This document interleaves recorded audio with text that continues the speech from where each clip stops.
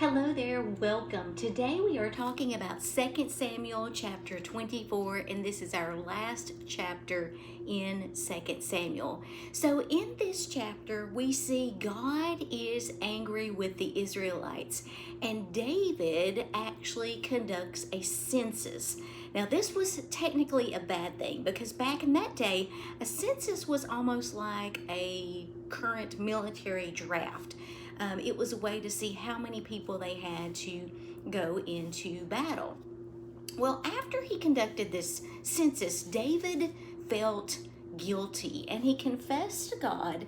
And in verse 11, we see what happens. It says, "The next morning, the word of the Lord came to the prophet Gad, who was David's seer. This was the message. Go and say to David, this is what the Lord says. I will give you three choices. Choose one of these punishments, and I will inflict it on you."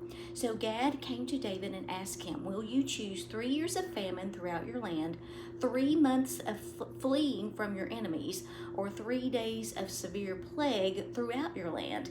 Think this over and decide what answer I should give the Lord who sent me." "I am in a desperate situation," David replied to Gad, "but let us fall into the hands of the Lord, for his mercy is great. Do not let me fall into human hands."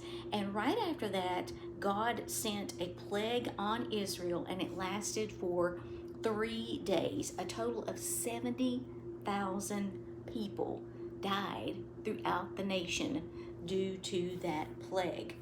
Now, as we wrap up this book, I wanted to share with you a footnote.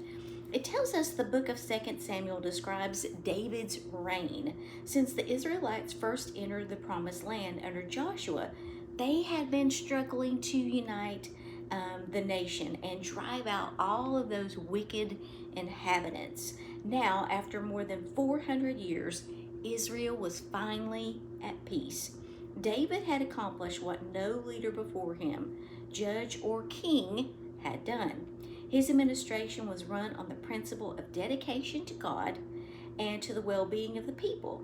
Yet David also sinned.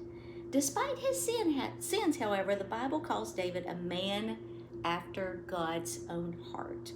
Because when he sinned, he recognized it and confessed his sins to God. David committed his life to God and remained loyal to him throughout his lifetime. Thank you guys so much for watching today. Have a great rest of your day. If you like Bible content, be sure to subscribe to my channel. I'll see you next time.